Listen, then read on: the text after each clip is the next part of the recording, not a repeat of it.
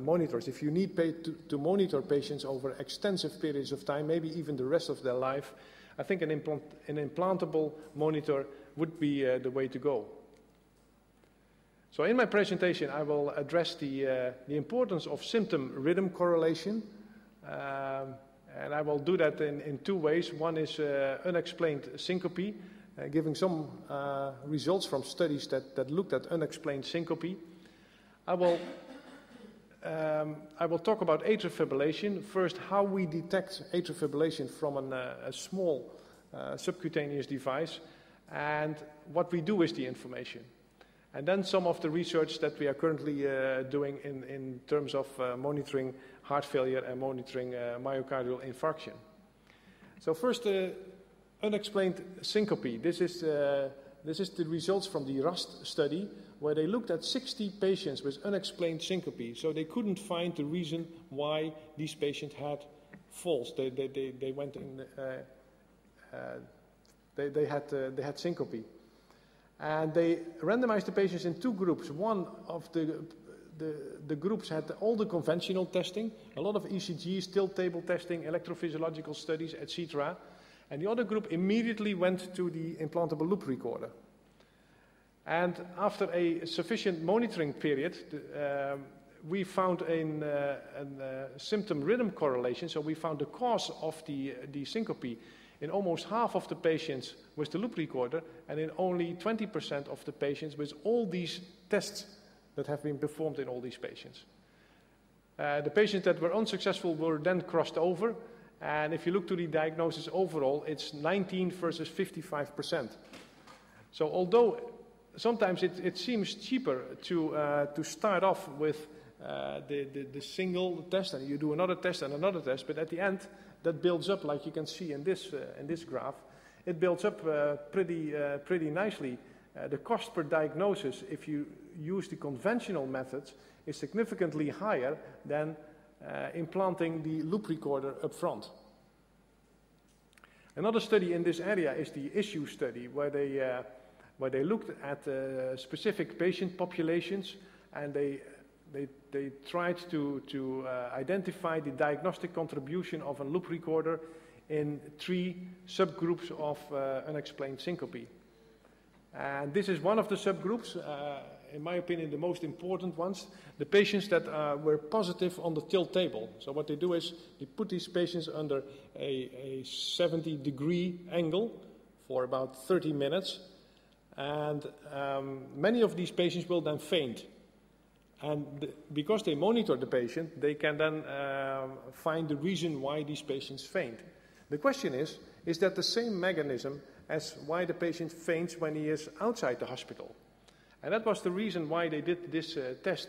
They had, 29 patients that were tilt positive, so they thought they had the answer, but when they analyzed all the results were similar for the 2 arms, including syncope recurrence and ECG correlation. The tilt table negative patient had as many bradycardias, slow heart rates, as the tilt table positive patients. So it basically means whether your tilt table is positive or negative, you still can have slow heart rates during daily life.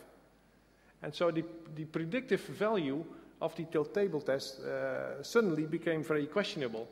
And as a result, many other investigators looked into that issue. And basically, if you all average it out, it's about 55%. So tossing a coin is about as good as putting a patient on a tilt table test. The ISSUE 2 study was a large 400-patient study in Europe, where they in the first phase had about a quarter of the patient had another syncope event, and based on the results of that syncopal event, because it was stored in the loop recorder, they could really apply a very specific therapy, because they knew what the problem was, because the loop recorder had stored the ECG during the event, and they could very well tailor the therapy to the event in daily life.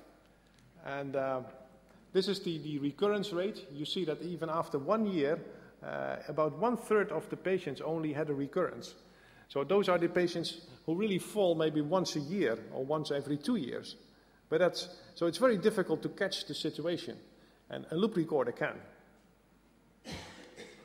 And here you see the effects of the therapy. If you have a very specific therapy based on the results of the loop recorder, the recurrence rate of syncope is very low. If you have no specific therapy, in the remainder of the patients, you see that they have a much higher recurrence of syncope. So the conclusion from these syncope studies was that you have a better diagnosis by showing the symptom-rhythm correlation, so the physician really knows what the problem is. The loop recorder has a much higher diagnostic yield than conventional tests, even a combination of conventional tests. Normally it's about 43% with loop recorders and about 6 to 20% in various studies with conventional testing. Well, the tilt table test is not very predictive, and early application of a loop recorder is more cost effective, leads therefore to an earlier diagnosis and guides a more specific therapy. So in unexplained syncope, an implantable loop recorder, because the event rate is very low, is a very successful way of managing these patients. And that has resulted in guidelines, and I think the chairman already pointed that out. I think at the end, that is what you want. You want your product in the guidelines, because physicians act to guidelines. And here we were finally successful in getting the loop recorder into the guidelines for how you have to treat syncope patients.